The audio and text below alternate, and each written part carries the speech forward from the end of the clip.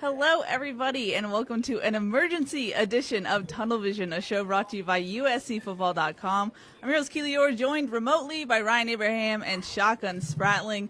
Guys, we have a lot to talk about. It feels like in the last 24 hours, a month's worth of news has broken. So we'll do our best in this show to kind of break it down and give you our thoughts on the whole situation, Pac-12 football, USC football, what hand did USC have, and all of this happening. We'll get into that. But as always, you can comment, leave your comments, and we'll try and answer them. No calls today. You can tweet at us, though, hashtag TunnelVision. I'll try and put your tweet up on the screen. I believe we are live on Facebook and Periscope right now.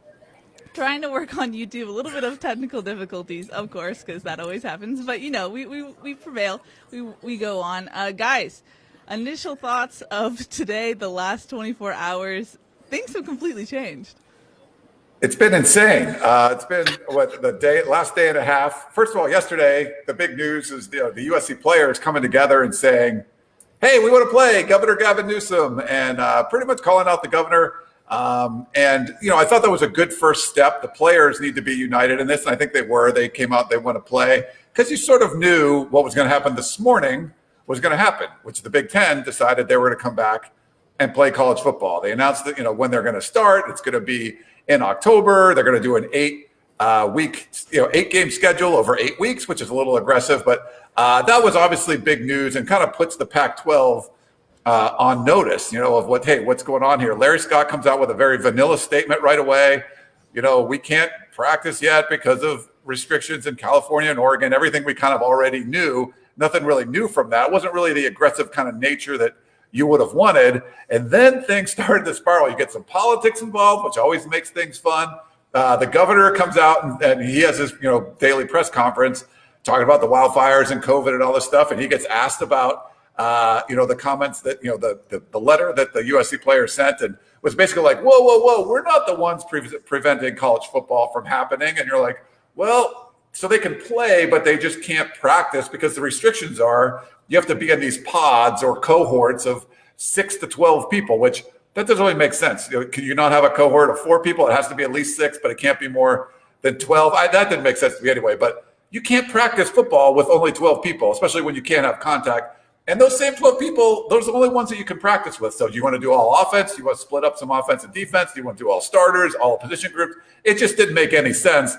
And John Wilner, who's been all over this, doing a great job for the San Jose Mercury News, he gets a comment from a California official, and they give these crazy suggestions like, well, you can mentally practice and you could do 5-on-5 in your cohort, that just made things worse. And it didn't make any sense. The government in Oregon comes out and says, hey, we're going to work with Oregon State. They're going to be allowed to practice. We're not going to restrict that. But we haven't heard from the Pac-12. They haven't made any requests for this stuff. So that kind of puts the Pac-12 on notice. Larry Scott comes back for the commissioner of the Pac-12 saying, hey, it's great that we're working with both the governments of California and Oregon, and everyone's going to be able to practice, and we're going to roll this out. And we're like, I don't think that's what Gavin Newsom said about being able to work with it. But I think there's a lot of politicians trying to save face. And, it's just been evolving throughout the day. But the point we're at now, and there's been so much going on, I'm sorry if I missed something. It looks like we're opening up. It's going to be available for the California schools and the Oregon schools to practice. Even the county of Los Angeles, which has been very restrictive as well. Mayor Eric Garcetti was coming out saying, hey, this is going to be something that works as well. We're going to let them practice. We could see practice by next week, as far as that going. So this is a really good step. It's going a lot faster than I thought it would. But I think once you kind of put these politicians on notice, they don't want to be the bad guy. The Big Ten was getting, we don't want to talk politics here. Donald Trump got involved in the Big Ten stuff, and he's going to try to take some credit for it. Gavin Newsom does not want to be the one that shut down West Coast football. So we're even here in the Mountain West. They're going to try to get some emergency stuff going. So the ball is rolling today. If you wanted to see college football and you woke up this morning, you should have a much more rosy view, a much more optimistic view that it's going to happen here on the West Coast than you did just 24 hours ago. Go ahead, Keely. No, I was about to say this. Sorry, that was me. No, I mean, basically, if you're a college football fan, a Pac-12 football fan, and you woke up today and you're like, what's the best case scenario of how today could go? It basically was today as far as all the dominoes that needed to fall. But go for it, Shotgun. Well, hey, real quick, I did a Pac-12 radio show this morning, and they were like, it would take weeks for the California government to approve something. And I was like, I don't think it would take that long. I mean, once you kind of get the fire under them, but it was hours. It wasn't weeks, Yeah. I don't know if I should just, back away, go have some dinner, come back. Ryan's ready to go tonight. He's ready to go. I'm remote, man. I'm remote. This is crazy. Keely's running the show in my office. I'm not even there. This is nuts. Ryan just is super excited about the football season. I feel kind of like I have, I'm kind of a college football bipolar fan right now. Because I'm excited that there's the possibility that you're going to have everyone coming back. I'm really excited about that. But I'm also just so tired of this. So tired. It's such a mess. I hate politics. I hate politics. Oh. I once had a professor that suggested that I should cover politics because it's the biggest game out there. It's all a game, and that's what I hate about it. Everyone's doing something so that they can gain something. When politics should be about working for your constituents and doing the right thing, which never happens anymore. So the fact that everyone is trying to take credit for something and no one wants to be the bad guy. That's why everything, rolled so quickly here, just like Ryan said. But you look in the Big Ten and how many politicians came out today and were like, hey, I helped this. I did something here. I helped to put this out, make this happen. Whether it was from the White House or from different states and stuff, they're like, oh, this is all me. I got the ball rolling. I did this. And on the same side for the Pac-12 is now no one wants to be like, I'm the one holding things up, because they know it's an election year. The political swing can come based on anything with people these days. So it's so dumb that it has to come to this.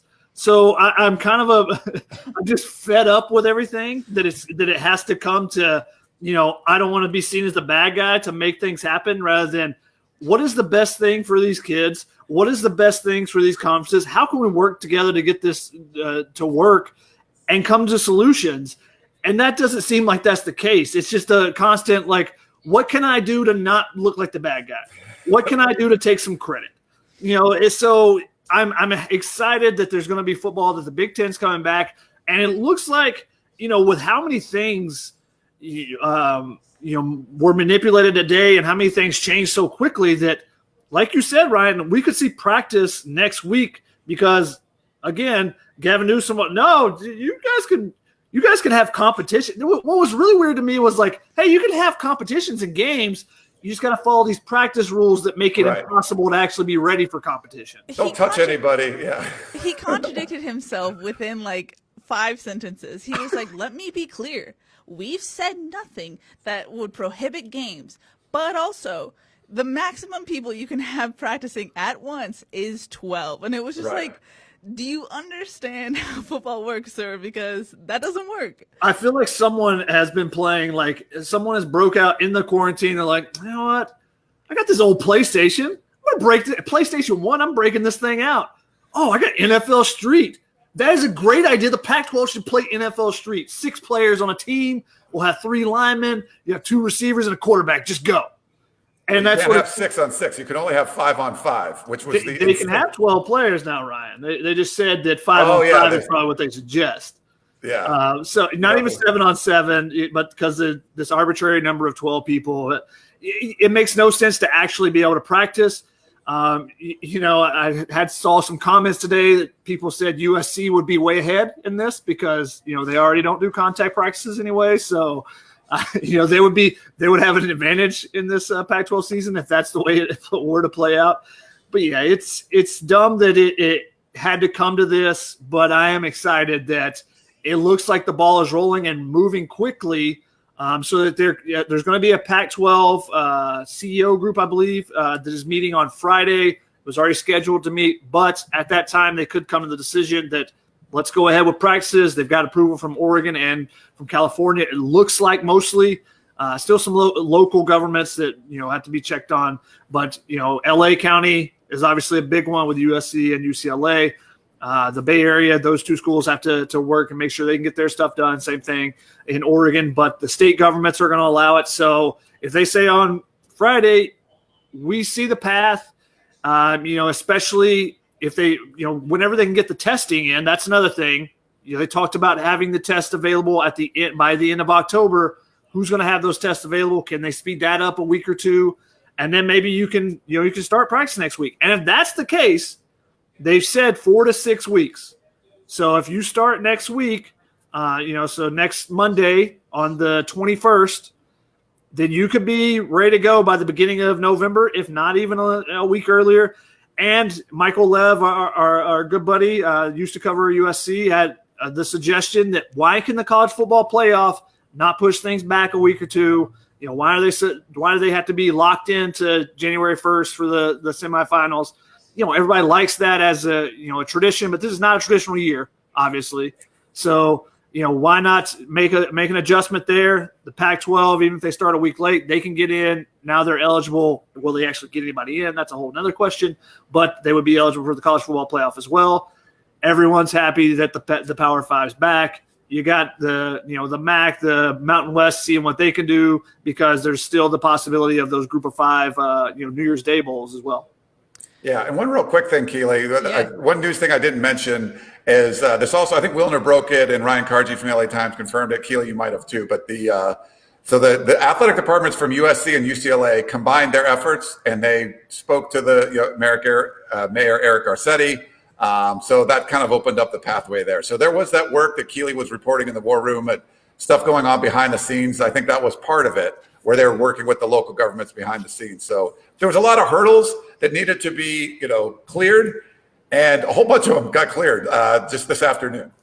I think this is the part where, USC fans back in the day and kind of what happened, they always were like, well, where's USC? Why aren't they driving the conversation? And especially recently when Ryan Day was very vocal with the Big Ten, they're like, USC is so quiet. Look at where they've fallen. But in reality, from who I talked to, USC was doing a lot of work behind the scenes. And I think that's you can kind of see the groundwork. You can see what happened based on how fast and how quickly things came today. I was able to confirm Wilner's report that after Gavin Newsom and his office talked to Larry Scott, they called USC's athletic department to try and figure things out further. And then I also was told that USC has been working behind the scenes with UCLA to work on LA County.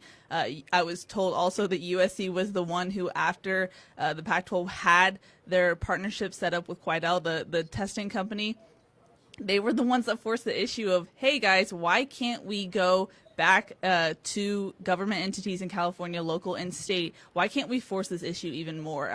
It was something that seems pretty obvious, but apparently the Pac-12 was not really doing.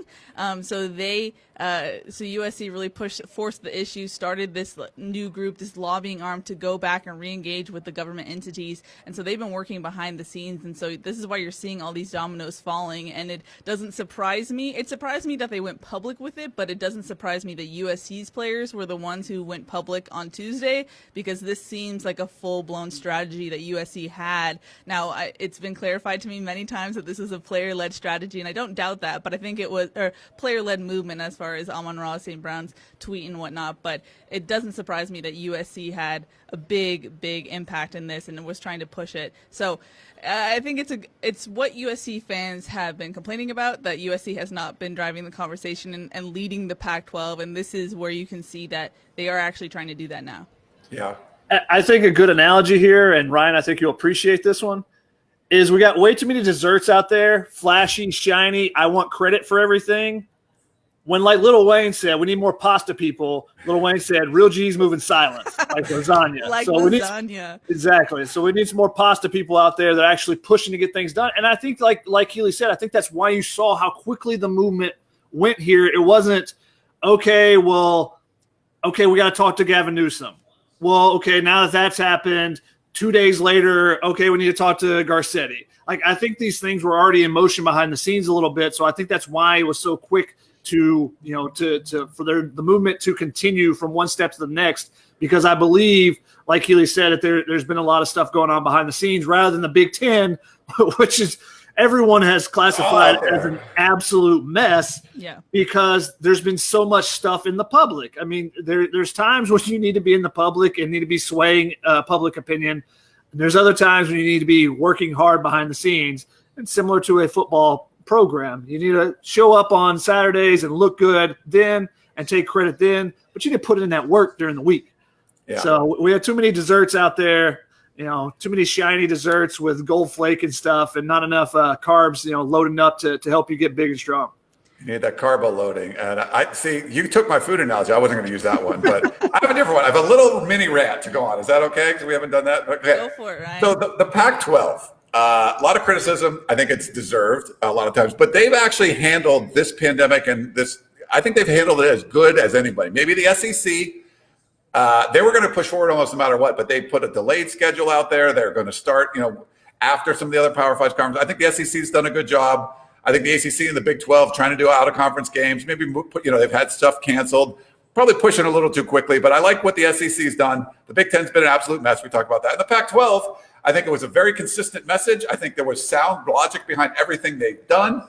And, they were following the medical advice and just really the governments in the region that they weren't able to practice with California and Oregon. I think all of that made sense, and they communicated it well. I think they were open book, and everyone was on the same page. But it was sort of one of those things where do you ever get like a punishment that you didn't really mind? Like you're not allowed to go your parent, like you're not allowed to go jump off that cliff and into the water. You're like, yeah, Mom, I really didn't want to jump off that cliff anyway. So I'm glad you said no. But then your dad's like, oh, go ahead, son, you can go do it. And you told your friends like, yeah, I would jump off the cliff, but my mom's not gonna let me go. And then your dad comes up and says, hey, I did that when I was a kid. Why don't you go jump off the cliff into the water? And you're like, oh, crap, I don't really want to do that. I feel like that's where the Pac-12 is now, where they didn't really feel comfortable playing. So it was cool. They're like, hey, we're all on the same page. But then half of the people were still going out and jumping off the cliff, and they weren't. And they're like, yeah, my mom's not going to let me. We can't do it. But then, and their best friend, like me and my best friend, we're just going to sit here. We're not going to jump off this cliff. We'll let you guys do that. But then the best friend's like, you know what? I'm getting a lot of peer pressure. I want to go jump off this cliff. Maybe listen, brush this through, but I'm going to just go right up now and jump off the cliff. So now you're sitting there alone. And the Pac-12 was alone. They were comfortable not jumping off the cliff. And then they were like, could they have done some work behind the scenes that like could have lobbied to the mom, like, hey, Mom, Dad did this when he was a kid, and my friends are doing it. The Pac-12 didn't. I don't think they did any of that stuff. I don't think they were laying the groundwork like the state of Oregon said today. They hadn't got a request from the Pac-12. So to me, it feels like the Pac-12 was very comfortable not playing, and they were fine with it. But now their hand got forced. But luckily, though, there was stuff in place. You have programs that really wanted to play. They understood the benefit of playing football. They didn't want to be left behind. And I think the motivation of not being the only one there, everyone else has a dance partner, and you're alone on the sidelines. That's where the Pac-12 would be. They already had a popularity problem already. If this is a high school analogy you want to continue on, they don't want to be the lone person sitting on the sideline not dancing. So now they got to get out there and find a dance partner. But I feel like they were reluctant to get there, if that makes any sense. So I think what you're trying to say, Ryan, is if you're a USC fan, you should be happy that USC was forcing the issue. If you're a Pac-12 fan, you should be concerned that they needed a kick in the butt to be, hey, you know what, maybe we should revisit this with California officials. It was something that probably USC shouldn't have even had to do in the first place to force the issue. Yeah, I think this is, it comes from the conference. And if Larry Scott was on the ball, I think that, like I said, did a really good job at the beginning. But once you see the tide turning and the data point of, hey, they're actually playing football out there, this isn't going to look good for us. And once you knew that the Big Ten was like a hornet's nest, like they're going to try to play. They were going, Ohio State wants to be in the college football playoff. They're going to shoehorn a season in and make it happen. I think at that point, if you're the Pac-12, you have to anticipate that's going to happen. We need to do something and to try to get this ready. Now, it happened pretty quickly today. But I think a lot of it was luck. A lot of it was that letter. I mean, Gavin Newsom didn't want to be called out and said, like, I'm the reason why you guys can't play. And he was like, that's not it. That's not the reason why, which obviously it was. But so I feel like there were some fortunate events, but the Pac-12 could have made this a little bit smoother. I think it might work out okay. It's just one of those things. It's like, hey, this is going to work out. But all the momentum was going towards playing. I would have loved to see more of Larry Scott in the Pac-12 kind of like talking to the governments in Oregon and California, not just saying they're not going to let us practice, instead of being like, they're not going to let us practice, but here's what we're proposing, especially when the new testing, the rapid testing stuff came out. That should have been the first call that was made. So, the governor of Oregon sort of called out Larry Scott a little bit. That motivated him. Gavin Newsom was called out. Calling these people out, I think, was a good way to do it. They don't want to be, like Shotgun said, they don't want to be the one that's like, I stopped college football on the West Coast from happening. So as the train's like barreling away, you didn't want to be left behind. And so you're the hobo running up next to it, like jumping on, throwing your little, whatever polka dotted knapsack or over this. I always wanted one of those things, a stick with like a handkerchief. We have a lot of those around now because of COVID. You put your belongings there, just carry it over here, jump on a train. I know what to get you for Christmas now. Yes. Shotgun, your thoughts? I think that the Pac-12 needed to be more like Andy Dufresne, asking for books in the library. Send a letter a week. Phone call a day, a phone call, and then when they do say, okay, we'll lessen the restrictions a little bit, I'll send 2 letters a week. 2 phone calls a day, whatever it takes there to do that. I will say though, I do still have some concerns. There are concerns about what the virus can do to, the future health of people, even the 18-year-olds. And the fact that you have schools like LSU going, well, most of our players have caught it. And it feels like, and no one is saying that they're directly doing it to try to get a herd immunity of the team, but it feels like that is the case with some teams. Like, okay, well, let's just let everybody catch it before the season, then we won't have to worry about it. When the research says that, the latest research that I've seen is that you can catch it twice, you can catch it more than once. Your immunities are about 3 months. So I feel like some places are playing a dangerous game.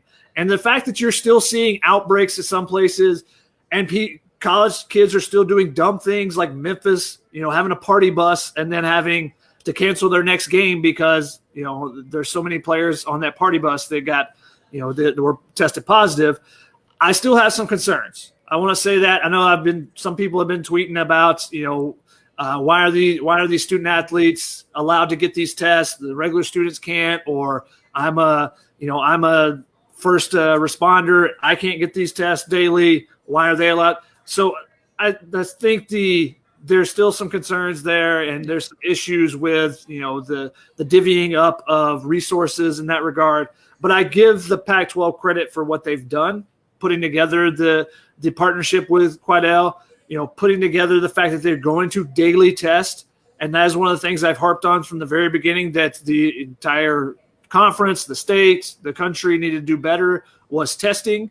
And by testing, then you can eliminate that spread, which is where things get dangerous for, not only the college football teams losing players for, and Missouri having 14 players out now because it spreads from 1 person to 2 to 4 to 8. But I think with daily testing, you can limit that. So I think the Pac-12 is on the right path. But I did want to say that still some question marks on the science, but give credit to the scientists in the Big Ten, the Pac-12, and other conferences that as this has evolved, and that's what science is, it's an evolution. When something new comes up, there's going to be an evolution of thoughts on it as you test and learn more about it. So I give credit to them for being able to see what is happening, make adjustments, and now hopefully that means we're heading in the right direction. Everyone can be safe, and we can have some college football this fall. Yeah. Yeah, that was something that Eric Garcetti actually mentioned in his statement when asked about college football. He said that we don't know what will happen once it gets colder. Will this spread faster? This meaning COVID-19. And then another factor in all this, as far as student safety, student health, is the air quality is very poor in Washington and Oregon. If they were to try and play tomorrow, they would not be able to, just because the air quality is so poor. So there's still a lot of variables involved, not to be add on to Shotgun's Debbie Downerness, but there's a lot of things that still need to happen in order for this to kind of get going in that sense. Yeah. Okay, we got Debbie Downer, not Debbie Downer here. I'm excited. College football is going to happen. It's one of those things, too, where you want to look, you follow the science. You want to make sure everybody's safe. There was a lot of theories that it's probably not going to be spread from players, playing at each other. You're not going to maybe have enough viral load just having a tackle and going back to the huddle and things like that. The daily testing, like Shotgun said, if you could wake up every day and knowing you're going to go into a meeting or you're going to a practice and you're clear, if you were positive, they would know it already. And so you're out of the population. It makes contact tracing a lot easier. It does so much to be able to know every day you're in a safe environment. It's not a bubble, but it's close. And the point is, you don't want a football game or a football practice to spread this disease out through the community. And you're testing every day, so you're eliminating that. So all the county health officials, the state health officials, they should be okay with this stuff. And I feel like it was one of those things too, where if you are doing trials, maybe, if you're talking about like the vaccine for the COVID stuff, and are you allowed to do trials at this point? No, but they did some rogue trials over there and they weren't supposed to do it, but they were doing it anyway. And they're sort of like, oh, those kind of work. It's sort of like, I don't think the Big 12 should have been starting their season. I don't think the ACC should have been starting their season. The Arkansas States of the world and all that stuff, they probably shouldn't have started, but they did. And you were kind of the beneficiary of that. You're like, well, let's see what happens. There was some stuff that's happened. There's weird, like they postponed that one or that one got canceled. They're scheduled. Army's like tweeting out, like trying to get games scheduled at the last minute. Anyone want to play this weekend? Come. And there's some crazy stuff that's been going on. But I think the SEC was smart because they delayed a little bit and you could watch what was going on. And the Pac-12 too, now looking at like, hey, I get what our concerns were. We were worried, well, what if this would happen? Well, we saw a bunch of games happen. That didn't happen. Well, maybe this could. There's still concerns. There's still real issues out there. But the concept has been proven as far as like you're seeing actual football games. And I think that's where you kind of have to go with it. Maybe it all gets shut down still. I don't know. I don't think it will. I don't want to be Debbie Downer. I'm going to be the optimistic person. I think it's going to go forward, and I think you're going to have a season. And I think it's a good thing at this point. I feel like it's safe enough. There's risk involved in everything. You're not going to eliminate all risk. And all the arguments about players being safer when they're in these groups on campus, I think that's true. You can argue the morality of why do these guys get testing every day and the regular public don't? But I mean, they're bringing I would do whatever, like the NBA, I would pay a tax to, there's money involved. But I loved watching the NFL football games this weekend. I love drafting my fantasy team. I love watching the NBA playoffs. And do I care that they're getting special treatment because they're spending all this money to do this and bring us this entertainment? No, I mean, I think that's, if there was some movie producer out there that was like paying a bunch of money to get everyone on the set tested so they could produce this movie that you want to see, would you complain about that? No, it's like, this is something, a production for, mass usage out there that people are going to watch and be entertained by.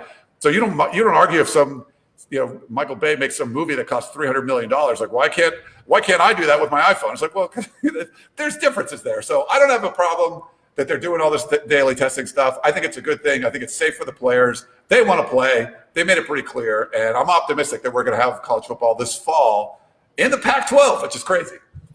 Now, one concern for the Big Ten and the Pac-12, if they try to crunch their season together, the Big Ten, they're doing an 8+1 schedule so that everyone is going to play a final game, across their divisions.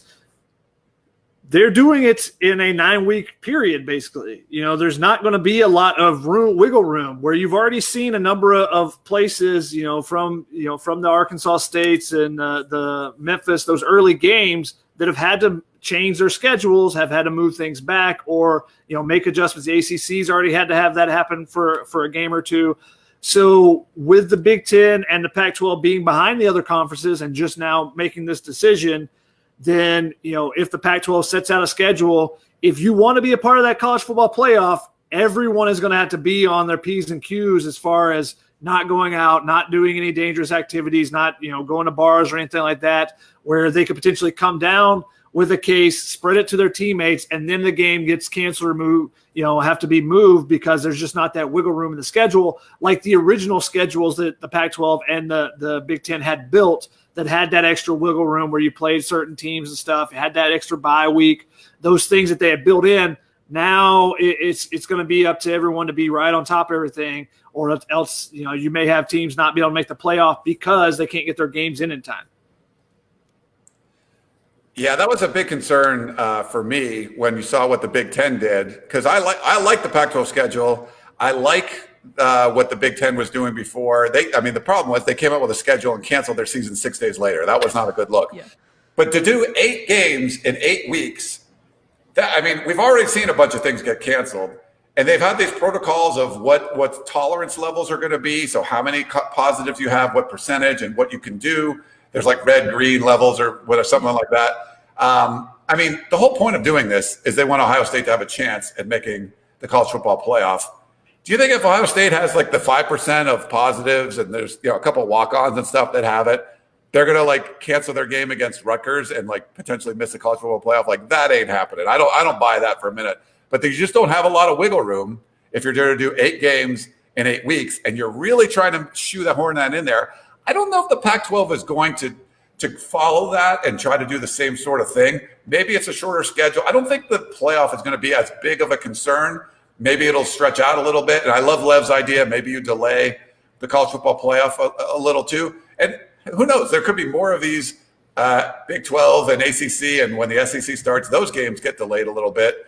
And they kind of have to move the college football playoff. But I like just coming in with the idea of, hey, we're going to try to get this season in, whatever it is. If it's 8 games, all your division and a few crossovers, however you do it, I think there's a reasonable way you can. And I don't think the Pac-12 is going to be as focused on, let's get this in before the college football playoff starts. It doesn't seem to be as big of a deal. Then what are you really playing for in that sense? USC in their letter said we want to play for a championship. What type of championship? Is it just Pac-12? It seems a little odd to then shoehorn this in and be like, well, we don't care about the college football playoff. Then why not wait till January when you're the only team playing and you might get a better TV deal or you know what I mean? Yeah, I think John Wilner and John Canzano both do a great job covering Pac-12. They had great columns before this came out. And I was in Keely. We did the show yesterday, and I was cool. I was fine with if the Pac-12 just goes in January, hey, that's fine. But the point was going to be, it was more about what's the perception of that. And it's not necessarily losing the Rose Bowl and having your dance partner, the Big Ten, be gone. It was more about, it's sort of setting the Pac-12 apart even more. They're already like the outsider. They're like the foreign exchange student or whatever. And people are just like, that guy's not as cool or as everyone else. And then they go out and do something really weird like that. They play on their own. I think I used the prom analogy for the podcast where it's like the main prom and then you were going to go, we have a separate prom because we had a late final or something. And half the people who were going to that prom are going to the main prom now. Now you're stuck with this really lame prom. You're like, we got to figure out a way to go to the main prom. And I think that's what happened. Like if the Pac-12 wasn't at the main prom, then you have a real issue because it's not going to help the perception of the conference. They've already talked about like the Power Four and not leaving the Pac-12 in there. If they didn't at least try to get into the fall, I just feel like it was going to be an issue. So I like the columns that those guys wrote, Wilner and Canzano, about that. So I'm on board with it. I do think it's beneficial to have the season no matter what. And if they would rather do a same kind of like start at the same time as the Big Ten, but they were going to say, we're going to go 10 weeks and for our 8 games to give us some wiggle room. And if the college football playoff isn't going to wait for us, fine, whatever. I don't have an issue with something like that. You would think that they would be a little more lenient if you're talking about a week or two, as opposed to, we're not going to wait till January to see what happens. So I feel like they're going to still come out with a more flexible type of schedule. We don't know it yet. We'll see when that comes out. But my gut is it will be more flexible and maybe won't be as 8 weeks and 8 games in 8 weeks like the Big Ten's doing, really just trying to make it into that playoff. And with the Big Ten not putting their schedule out, they've announced what it's going to be, but they're not putting it out yet. Now with the Pac-12, news moving so quickly, maybe that aligns where if something happens and they back up, can't get in the college football playoff, that aligns so that you can have that matchup, like they had discussed a little bit earlier about, the Pac-12 and Big Ten meeting up for potential bowl games or extra game or whatever after the regular season ends. Now, we're assuming that the Pac-12 CEO group is going to greenlight this. Do you think there might be a breakdown there? I mean, sometimes presidents and chancellors, they're on their own wavelength and might say, you know what, not sure about that.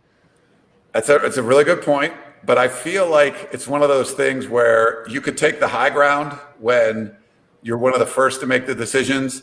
To stick to that high ground after everyone else has left and they've gone on and doing their own thing, I don't think it would be a very good look. And we saw the division that was in the Big Ten, and there was people that really wanted to play and other people that didn't.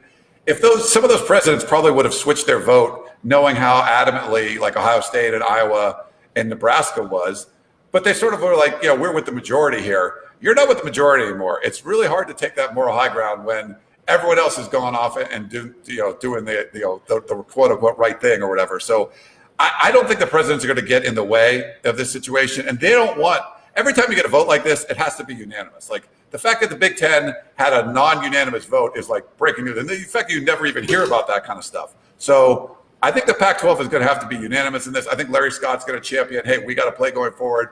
All the ADs are going to be like, hey, we got to do this going forward. We got the rapid testing. I think they'll have enough information to make these presidents feel good. But if there's good, I don't see a couple of them just being like these, standing in the way of this happening. It just wouldn't be a good look. No one wants to look bad. You don't want to be the Oregon State president and be like, I'm taking a stand and we're not going to allow college football to happen because it's not safe. And they're the only person that's doing that. As much as you might believe it, I don't even think you'd want to go along with it just because you don't want to be that last man standing and just look really bad. Yeah. I mean, listening to the medical people that were on the call after the Quidel announcement, it sounds like they are much closer to to say that everything is that this can be done than they were the first call that we talked with with Larry Scott and that group, Doug Ackerman from Oregon State and that group. So I think you're much closer on that side with the medical side of it, and I think that's where the chancellors will take their opinions more. They'll take more from their opinions than from the athletic directors or anything. And because they're kind of leaning towards, or sound like they were leaning towards it being a possible, I think you'll have that. But also it should be pointed out that the CEO group can just say, yeah, you can practice, and not necessarily set a date or anything. So I think that's much more likely than them saying that there's an issue and they're not going to. I think they'll say, yeah, go ahead and practice. And there might be another meeting about, okay, are we ready to start a season? When's the date for that? What has to be done? All that type of stuff. I don't know if all that gets resolved on Friday. That's a big question mark to me. Yeah, I think just opening up the lane to practice is a big deal. And sometimes they don't focus on things like that. I think Eric Garcetti's statement, they were talking about fans in the stands. It's like nobody's asking for fans in the stands. They just want to be able to practice. And it's just sort of like these steps you need to take. And why couldn't the Big Ten shift it from second to third gear as quickly as they did? Because they've all been practicing. They've been allowed to practice. Yeah. The Pac-12 is coming from it's like they don't even have the engine built yet. They need to really get things rolling here. You want to try to race and the car isn't done. So this is going to allow the car to get finished. You're going to start it up and start doing that a pace track, pace lanes or whatever around the track. Get it going. So just let them practice. And once they start practicing, then it's much easier to switch it on and say, hey, we can start a season October 23rd, or we can start a season November 8th, whatever it is. You'll be in a much better position if you're allowing these guys to practice. So they needed to get through some of that bureaucratic crap, some of the political crap, and let them go out there and practice. They can do it safely. And then at least you're on that road. So I agree, Shotgun. I don't know we're going to get any kind of decisions hey, we're going to start games in same time the Big Ten. Sure. But at least it'll be, okay, we're going to be practicing. We're going to be, you're keeping your powder dry and you're getting ready to go into battle whenever you have to. You love that analogy. Let me bounce back to one thing, Ryan, talking about you said that they may not be focused on the college football playoff. That might be because they're not really a championship caliber team right now. No. Now, you could have said before everything started that Oregon might be up there. Maybe USC puts things together. But with the opt-outs that both of those two programs have had, and that's something we haven't talked about, so to bring it to that. Yeah, we received multiple questions. Sorry, Shotgun. Just wanting to know if players that have opted out haven't contacted an agent or whatnot, can they come back at this point? So looking at the Big Ten, you've got Ohio State players that are actively trying. Wyatt Davis has already said he's trying to figure out a way back. Sean Wade said he's up in the air a little bit. He's going to see, what the NCAA kind of tells him. He hasn't signed with the agent, but he does have an agent. So I think that the Pac-12 players will look at what happens there and say, okay, let's see. But I've reached out to the USC, the camps of the USC players that have, that have opted out, Jay Tufele and Elijah Vera Tucker. And at least one of the players, the people in their camp said that there's still right now, after everything that's happened today, there's still too many uncertainties.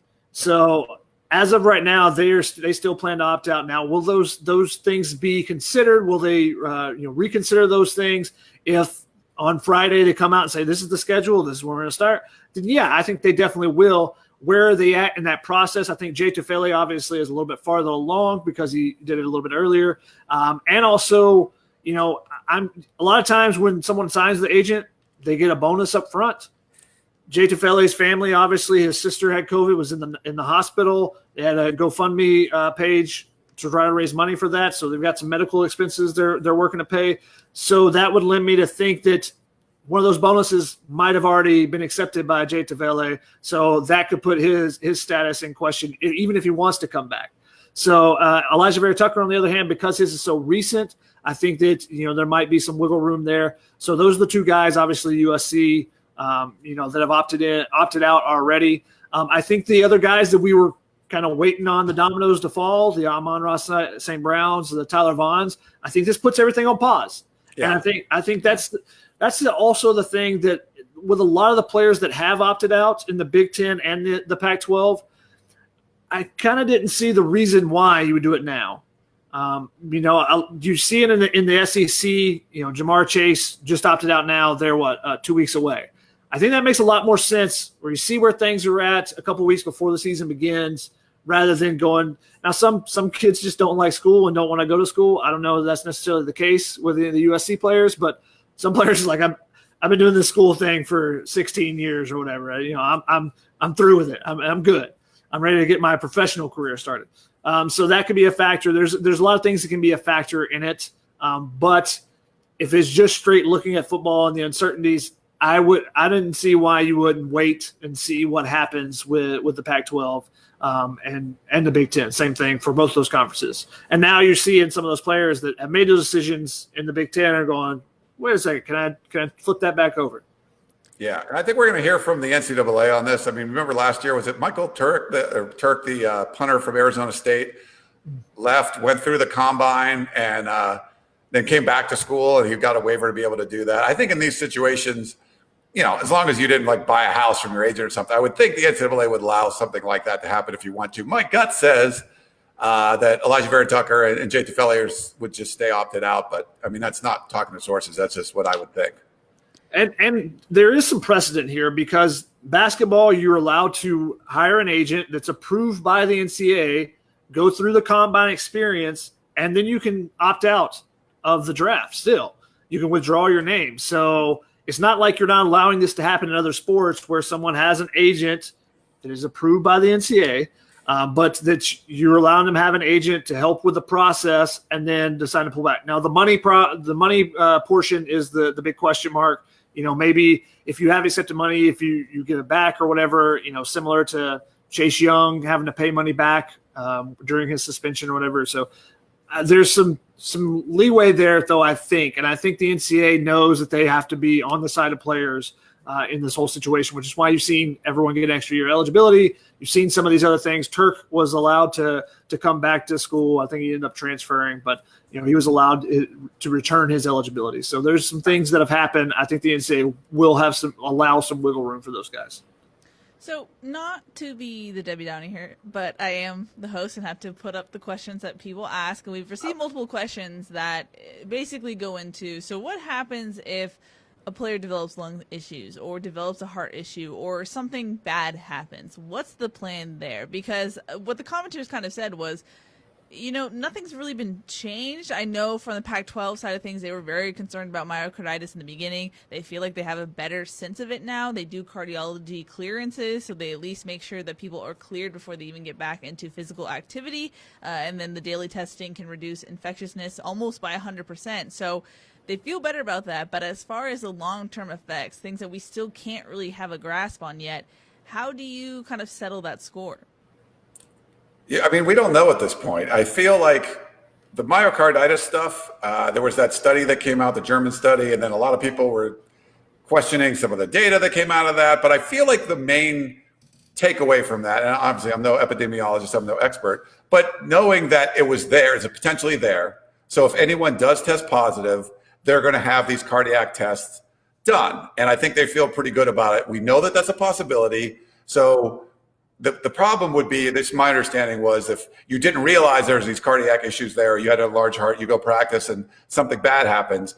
If you do get some kind of cardiac element happening to there, to complication from you catching the virus, you're probably going to be out of competition for a while because your heart enlarges a little bit or whatever, and you have to be tested. So I feel like you get them out of the population. The rapid testing, you're getting those people out of the population, but people can still, you could still wake up, spit on that thing and test positive that day. No, you're not going to, get anyone else, contaminate anyone else or be contagious for anyone else, but you might go home and maybe you don't have any symptoms. Maybe you feel like you got the flu or whatever it is. Like there's, we've seen a wide range of it, but you might be one of those rare people that has something, like Keely said, bad happen. For the most part, it hasn't happened to these younger people that are in shape and stuff, but it certainly could.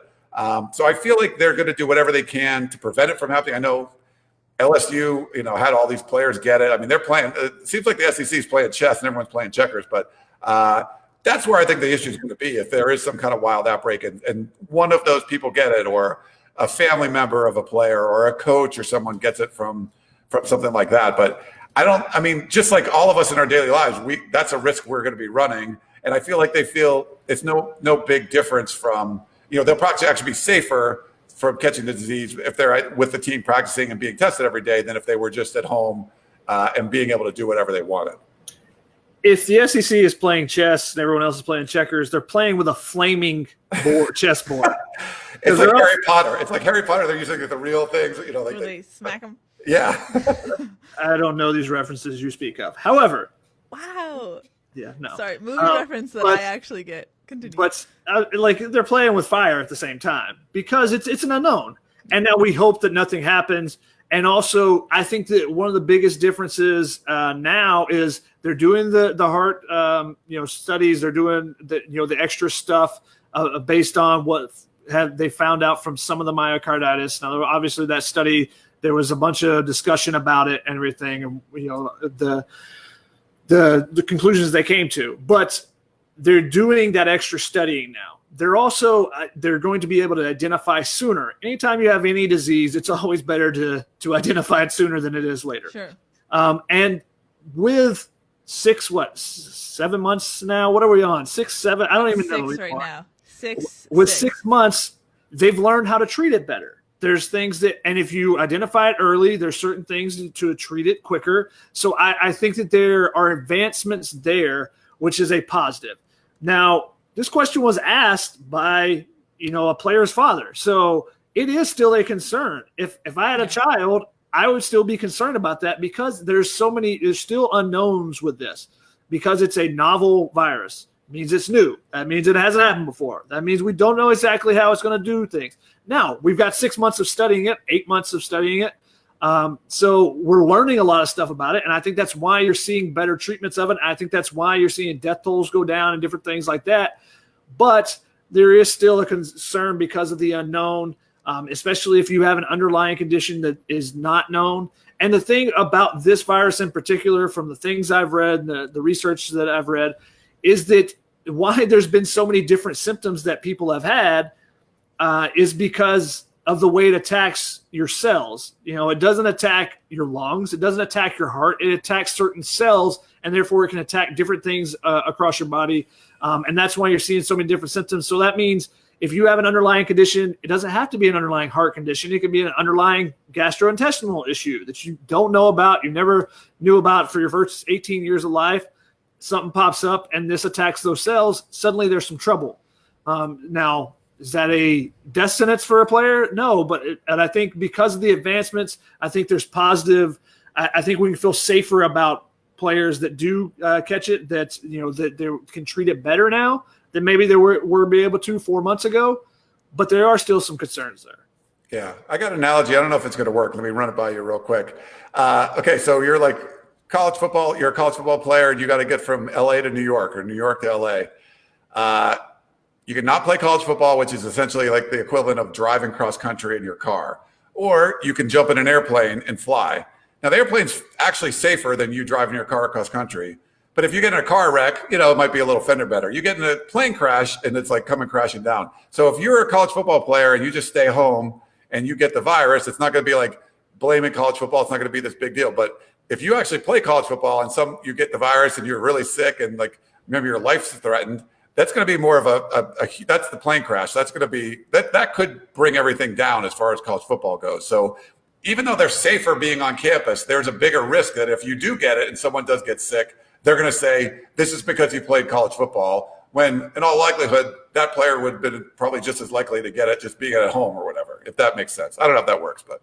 Yeah, I think what you're saying is that, that the football is going to be blamed for it, regardless of where a player catches it.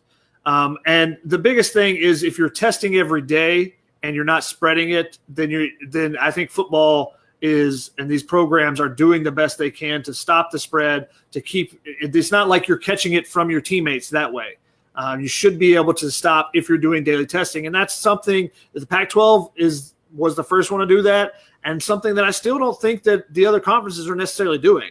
And I think that's why you're seeing some of these outbreaks that you've seen, because not everyone is doing daily testing. Now they're testing 3 times a week and on the day before games or game day, and they're doing these quick tests on game day, but they're not testing every day. And I think that's where you can, because you're going to be around your teammates away from the field, or if you practice on that day that you're not tested, if you do somehow contract it, now you've passed it on.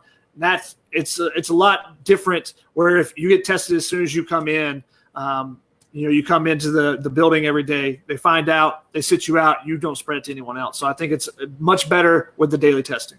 And that's something, and we saw, and I've seen in the comments, is they didn't understand. People don't understand why NFL teams like the Rams and the Chargers were able to get clearance so quickly. And it's twofold. One, they're professionals, so that kind of takes a whole different Pandora's box out of the equation, but also the NFL was able to get a partnership with a lab very quickly and do daily testing, so that, like Shotgun said, anyone who came into the facility, they knew they didn't have COVID-19, and that's such an easier way to control things. Even though the NFL is not necessarily doing a bubble, you have like a pseudo bubble because you know everyone's state of health at that point. So that's why it was different. Another reason it was different is because you're dealing with amateurs, and Gavin Newsom actually talked about that today. He kind of went into, we still need to keep that paradigm. So it's an interesting thing, but I think the daily testing allowed people like Gavin Newsom to kind of look away from the amateurism issue a little bit and help this continue on. But because what USC has been dealing with this whole time is they are guided by multiple overlapping guidelines of college campus safety, university guidelines, higher education guidelines from the state and from LA County. So there were a lot of hurdles they had to jump, and that's why it was such a different thing than the professional sports. So just to clarify that for everyone, that people were still kind of wondering. And that's also why the Pac-12 is so different from the Big Ten. The Big Ten, like Ohio high schoolers are playing football. Ohio State is not, because the Big Ten decided on its own to not play. So the Pac-12 had different circumstances regarding why they made their decision. So this is why you're seeing the dominoes fall the way they did. So in my mind, the things that had to happen were, you needed some type of medical reassurance. That was fixed by daily testing. So you needed then state and local guidelines. Today you have both Gavin Newsom and LA County say, okay, we're feeling better about this very quickly, might I add. Now the other domino is the Pac-12 CEO group and what they think about all this, and that supposedly is supposed to get more clarity on Friday. Yeah. I thought it was very interesting that just real quick. I thought it was very interesting that Gavin Newsom used student athletes and supposedly together. You can hear him. He talked about it. You could hear him wanting to go off on a tangent about student athletes and how they're not really student athletes right now, but then kind of brought himself back in. He was like, that's for another time. So I think he's very much aware of the paradox or the elephant in the room that you're having. And mind you, this is not for all student athletes. I believe this is just for college football. So it kind of really forces the issue that the camera's this way. This has something to do with it. There is revenue involved, and that's important, because if not, you would see all the other sports, 21 sports for USC, starting to ramp up as well.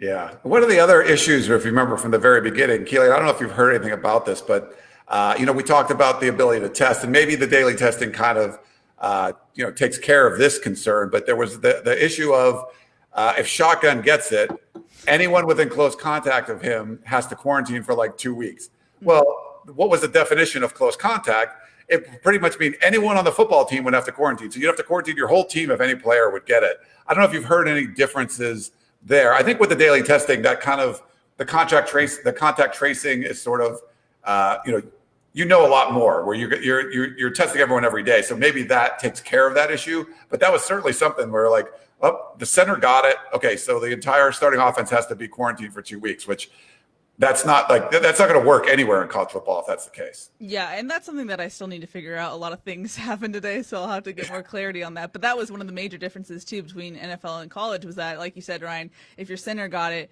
maybe the people they were around would have to quarantine, whereas in college it would be like, okay, your offensive line and maybe some defenders have to quarantine. And the interesting thing that came out today, I don't know if you guys noticed, but the Big Ten said that if a player tests positive, 21 days. They have to be out for 21 days.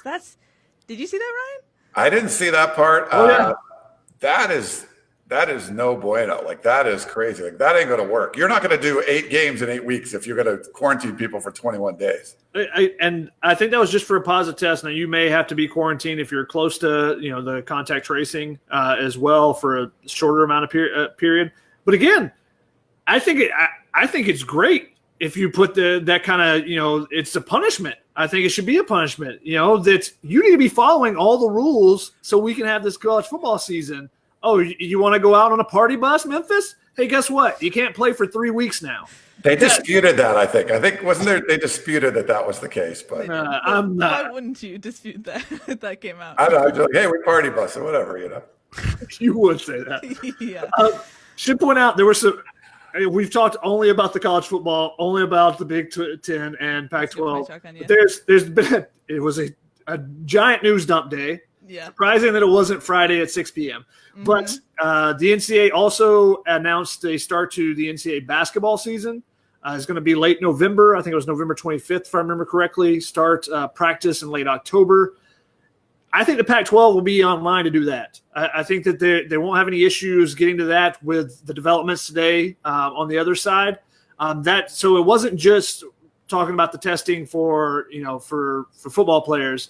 I think that that the basketball players will be able to get those daily tests as well, and I think that season they'll be able to stay in line with everyone else. On the other side of things, the NCAA also announced dead period for the rest of the calendar year.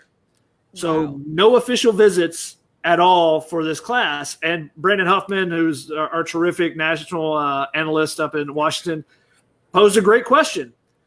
How does this affect the December signing period?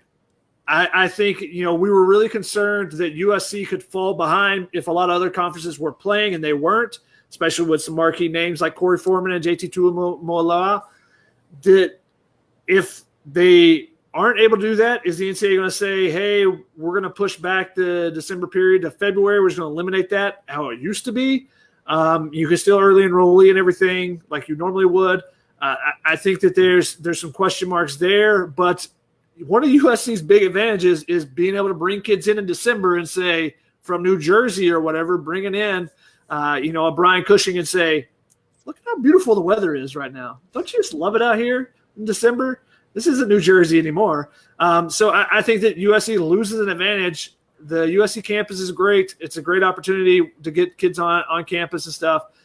And will we see, with some relaxation of these group rules, will we see the possibility of kids being able to make these unofficial visits like we've been seeing, where Corey Foreman going to LSU with a group of kids? I mean, there was 12 recruits in a group together. So I don't know how exactly that works. If most of the LSU team has already caught it, then you might want to watch out if you're a recruit going as well. True. Because not only are recruits going, because you're on an unofficial visit, you need somebody to go with you on these trips. Yeah, you got to host. Yeah. So your mom and dad are going, and now mom has asthma or whatever. There's some concerns there. Yeah, I would like to see them get rid of the early signing period at this point, where you can't do any visits, and at least give them an opportunity to do that. But I don't like the early signing period when it is anyway. I'd like it to be like July or something, or just don't have one at all. Like having it in December just doesn't make a lot of sense to me. So yeah. Well, guys, we'll see if they get rid of it. I don't know. What a day today. Did you expect this to happen today? No, I'm doing like a little mini vacation. I guess I'm in my friend's house in Scottsdale. I wanted to hang out by the pool and have a few beers today. And I was going to try to work out. I basically just woke up and worked all day because it was just insane. Like, thing after thing after thing. Even while this is going on, I'm sure there's stuff that's been breaking. Like the entire day, there was stuff coming on. There was like, and the Mountain West, they're going to try to play. And the college basketball season, this is when it's going to start. Like just so many things were happening back to back. And the politicians, the Gavin Newsom stuff was absolutely crazy. Like I was stunned. John was all over it. For him to say, like, that's factually incorrect. We're not the reason they're not going to be able to practice. You're like, what are you talking about? What? Wilner, I don't know whoever Wilner talked to that gave the suggestion of 5-on-5 football. And just so you understand, like those the cohort things, like those are 6 to 12 people, but it has to be the same people. You can't like mix and match them. So you could pick, I'm going to put all offensive players, like all the starters on one cohort, but they can't practice against anyone. If anyone like gets hurt, you can't do that. Could you put all the linemen together? Well, then, I don't know. Like, but to have a 5-on-5 or 6-on-6 football or whatever, like that means you have to have offensive, defensive players. You couldn't have a whole team together.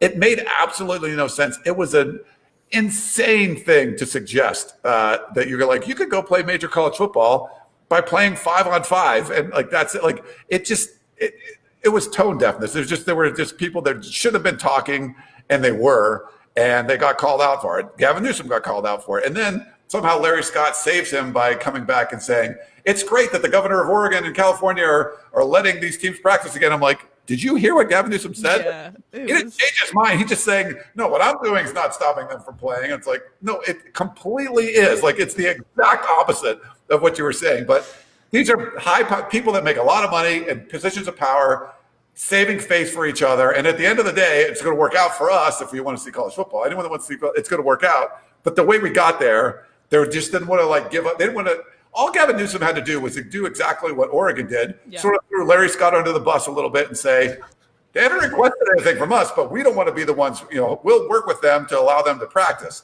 And he didn't say that. He's just like, no, our regulations are fine and they could still play. And it was just the wrong message. But I mean, sorry, at the very least, he could have said, the new testing partnership that I talked about with Larry Scott today in our conference call has given me optimism. I think we should relook at that. And right now, let's go.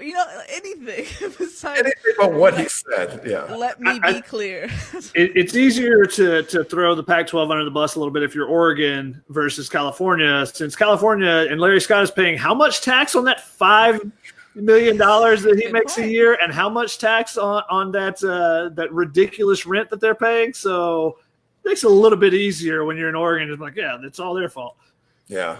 I guess. I don't know if we have any other questions, Keely. I have one little sort of mini topic I want to. Can I just jump in because I saw some comments about this? People, and we kind of flew by it because there's so much to cover. People were wondering, well, what is LA County going to say? And according to John Wilner's reporting, LA County officials, per his source, said that they would not stand in the way of USC or UCLA practicing in an 11-on-11 fashion with full contact. So apparently they pulled some magic, and LA County is going to let them go forward. Yeah, Garcetti, talked about, he had a quote. I think Ryan Carchi from the LA Times posted the quote about him talking about we've seen it at work that things are okay with the Rams and Chargers, and also throughout their something like their illustrious victory they just had at SoFi Stadium. Yeah, I read that and I was like, so much politician talk today. I can't. Yeah, no, he said, if you want me to read the quote, he basically said, like, we've seen that they can do it, but if we've learned one lesson from the summer, don't take one step forward and then think you can take two or three. If you figure out a safe way for athletes to really stay contained, to really stay in a bubble, which I was like, everyone's not saying bubble. Why are you saying bubble? And to really have those testing protocols and don't start creeping fans into it. So, yeah, it's like no one's talking about fans. They just want to be able to tackle in practice. Like it's mind-boggling what these politicians do. And I hate, like Shotgun says, I hate when they get involved, but they're involved. But apparently now they're going to be out of the way. So that's what you want. And you want a clear path to be able to play college football. But my question is, what does this mean? What's the most talked about, aspect of USC football on our message boards and everything? It's Clay Helton, right? Everyone. What does it mean for Clay Helton? You lose your best defensive lineman. You lose your best offensive lineman, who basically you're losing two positions there because Elijah Vera Tucker was your best left guard. He was going to have to be your left tackle. He's gone. You didn't really get a whole lot of opportunity to get this new defense rolling. You're still the most talented team, most likely in the Pac-12. Maybe Oregon, could take that away. What do you do? Are there excuses if you don't win the Pac-12 South? You should. Are there excuses if you don't win the Pac-12? What are the fans going to be giving you any slack? I mean, I don't know. What does this mean for Clay Helton and the team? You want to be able to play, but now you're actually see a product on the field, and we don't know what it's going to look like at this point. I mean, what standard do you hold not only Clay Helton and USC, but the entire Pac-12 to, given how quickly they need to turn things around? When are they going to play? I guess as a fan, you want to hold your team to the highest standard, but I just feel like these are just extreme circumstances. Look, when the teams get back on the field, people aren't going to think about circumstances. Sure, when you're, was it Texas State? Texas State was playing without a tight end, I think it was the opening weekend, because, the position there, two or three that they had, all were in COVID tracing or had it or tested positive. No one's going to care about that. They're going to look at that record at the end of the year, and if USC goes 4-4, they're going to go, why is Clay Helton still the head coach? I mean, they're already saying that, but yes. Yeah, I know, but the other side of it is going to be the athletic department is going to look at any school, not just USC, is going to say, how much money did we just lose? Who is going to pay to buy this person out of their contract, and who's going to pay for that next head coach? And fans aren't going to care. Yeah. Your average person, your average fan is not going to care. They'll be like, no, he's been terrible. We need to get rid of him. But there's the economics of it is going to make it so difficult for coaches to be fired. I'm shocked that there's been movement at all. Southern Miss, their coach, I think, resigned. But I'm just shocked that, you're going to get paid. No, they can't get rid of you. I don't know why. I don't know the story behind that one. But, I don't see any very little college football movement at all on the coaching front, unless you just have some really powerful donors that are like, you got Jeff Bezos and you're saying, hey, I'm making plenty of money during this pandemic. I'll dish out the money to get rid of this person and pay this other person. Yeah. We reported in the War Room a couple months back that don't expect any sort of change no matter what happens in the 2020 season. I'm sticking with that. I think ESPN had a similar report recently that we referred to that they basically said, unless it's a disaster, expect Clay Helton to be around after 2021. I still feel like that's going to be the case. I don't know of a three, say, USC goes 3-5 in an 8-game schedule. Yeah, that's terrible. That should never happen. But I don't think USC is going to still be in a position to make a change there. I don't think that's going to happen anyway. But they should win the Pac-12 South. And if they don't, I think there's going to be a lot of concern. There'll be some built-in excuses and all that kind of stuff. But it's not going to help Clay Helton. I don't know what's going to help Clay Helton this year unless they basically go undefeated. And, I don't know if the Pac-12 would be a potential for a playoff berth, but I guess you could do something like that. But if they get to play in a Rose Bowl or something, I think that would help. Anything out, short of that, winning the South is not going to win fans over. It's going to have to be dominate the Pac-12, and then we'll think about it. And I don't know if that's going to happen. I don't think it's going to be a disaster season, but I mean, who knows? Everything's on the table right now. So it's. I think Austin Peay played the first game. All three of their long snappers were out. So yeah. I mean, at the end of the day, Shotgun's right. they're going to be like, well, we were missing our 3 long snappers. It's like, oh, well, figure it out, like. Yeah. Hey, I'm all for teams running out of long snappers and punters together. Everyone's going for it on 4th down. We're going to just play some. This is going to be NFL Street. I like it. I mean, can USC fans be won over at this point? I feel like it's Helton out or bust for the majority of them, or at least those on our message boards. If you win a national championship, you win people over. Yeah. I mean, that might be it. But that might be the only thing that can do it. And like playoff berth won't do it. I don't think a playoff berth. No. It'll get you like the middle 20% back on your side that have got, they were like, oh, Helton's a really nice guy. We hope he does well. Yeah. And he's just not performing now. They've gone to the, he should be fired side. That 20% will come back, I think. But or at least consider it, If you go like back-to-back playoff years, then people will I think you could buy, people would actually buy in. Where it's the same thing recruiting. If you show progress, that's the thing. They haven't shown progress. They're not moving forward. They came off the Rose Bowl. You had a great opportunity to continue that. A lot of star players back. You go to the Cotton Bowl, which is a solid bowl. It's not terrible. You just get drubbed in that. The score was not reflective. It could have been 45-3. They just got drubbed. They were just manhandled up front. So you have to go, okay, our trench work is not good enough. How do we fix that? And you got to progress the next year. And they way backtracked. Yeah. Now they progressed a little bit last year. You got to progress a big step up this year to start winning some people back. And that is the college football playoff, maybe college football playoff or bust to win people back. Now, whether you keep your job or not, I think that comes down to economics more.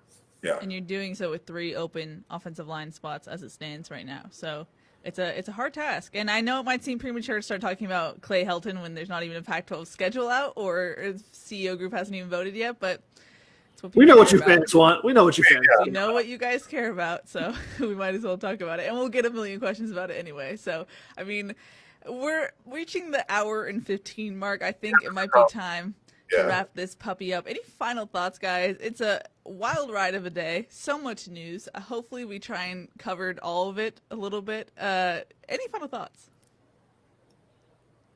We're trying to make sense of it as we go. It's been a crazy day. It's just progressed as it's gone along. It's I don't know, just one of those things where it's happening and you got to be on Twitter all the time, like looking to see what's going on. We're on the USCfootball.com message boards. What are people sharing?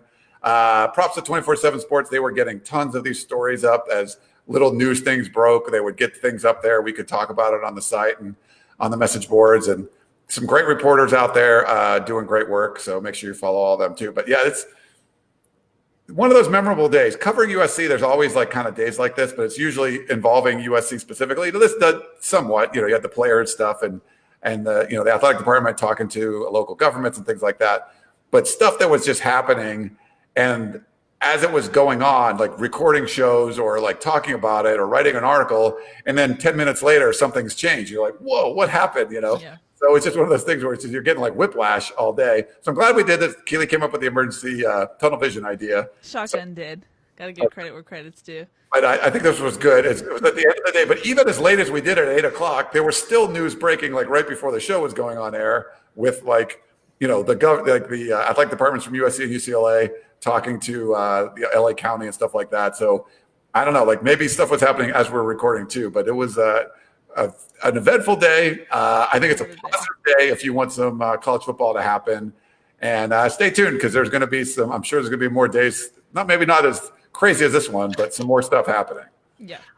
We always say at USC that there's never a dull day. There's always something going to happen, especially when you least expect it. Mm-hmm. So you asked Ryan, if he was expecting any of this. I actually was, because my sleep pattern was all thrown off, and that's weird because I don't really have a sleep pattern. But because I couldn't sleep right the last 2 nights, I was like, something big's about to happen, because it usually happens when I'm tired and just like cranky. Because I don't have a set sleep pattern. I just fall asleep whenever I'm tired, and I just wake up whenever I wake up, especially during the pandemic. Works out great for me. But now I was like, I'm waking up in the middle, getting 3 hours, not being able to sleep much. I was like, something big's about to happen. I know it. And it's crazy that the Big Ten, well, they're going to have a decision Sunday. Well, they're going to have a decision on Monday. well, they'll have a decision on Tuesday. Finally, it comes out on Wednesday, and the Pac-12 is like, wait a second, we can do it too. We can get one in real quick. And it's interesting that the Pac-12 continues to be followers. Yeah. They've tried to be progressive in some circumstances with the Quidel thing, but they've been followers pretty much this entire thing. And they don't want to be left out. They push the right buttons now to get the ball rolling. It's starting to move quickly. Hopefully that means that we're going to have some football in the fall, and some safe and healthy football in the fall in the Pac-12 out here on the West Coast. Yep. One real quick thing. I think a lesson you can learn from this, and we've talked about this with USC athletic directors over the years, that there was a lot of inaction. And sometimes you don't need to do anything rash. You just need to tell people and let people know. People don't want to be called out. They don't want to, if you made some statement towards the NCAA, would they have done something a little bit differently? I mean, Gavin Newsom didn't want to be called out by the USC football players, but he was. And then then he's got to do something about it. And once more, there's momentum there. I think there's things you could do that USC hasn't been doing over the years. Positive sign that this athletic department was actually trying to help and do some of those things. Just putting it out there, just voicing your concerns, making that threat of, when Mike Bone came on our podcast and was like, everything's on the table. That got a lot of people's attention. Wait, USC could go to another conference or be independent? Not that he had to do any work or anything, just we would look at it. That's enough to scare people, and calling out the governor or calling out local, no one wants to be the bad guy in this thing. So I think just being a little proactive out there and just expressing yourself. This is the way things are. Here's why I think they shouldn't be that way. And you might get a lot of results that way. And we saw a lot of that happening today. It was really just people kind of covering their own butts. They're covering their tracks hey, it's not my fault. This is, so I think that's a lesson to be learned today. You can do more of that, and that you can be proactive, and you can kind of get your message out there, and you'll be, curious to see what the results are. But in this case, it worked really well. And to your point, Ryan, from everything I've gathered about this new USC athletic administration, they're all about strategy. They're actually proactive. They're trying to do things the right way and make USC the leader that it once was. Everything that USC fans want to hear. And I think, at the beginning of this administration, we talked about baseball and hitting singles and playing small ball. We keep seeing these singles being hit. So I think this is another, I don't know what you would rank this as far as hits, triple, double, home run. Not sure. You guys can be the judge of that. But it seems like they're doing more to make sure that USC is where USC fans want it to be. Yeah, but you don't want to say doing things the right way. That's not good, because that's tied to a different athletic director. My bad. I'm sorry. Yeah. Prior to me. My bad. Shawty, you look like you want to say something. More pasta people, less shiny desserts trying to take credit for everything. And maybe for my disdain of politics, maybe all the news coming out today means that we've moved past all the politicians, and now we can just go forward with the actual CEO groups and stuff, which there's their own type of politics and stuff there as well. But hopefully we advance past that. The Pac-12 can become similar to the Big Ten, have a schedule and start practicing and doing those things. Be great to see the USC players, because I know a ton of those guys have been putting in a ton of work for them to be able to continue to move forward with practicing with pads and stuff and getting ready to try to play in the season. Yep. Alrighty, that's going to wrap it up for this emergency edition of Tunnel Vision. So much news today. Hopefully we covered it all. Big thanks to Shotgun and Ryan for joining me to try and help him break it down. That's Ryan, that's Shotgun. I'm Keely. We'll see y'all next time.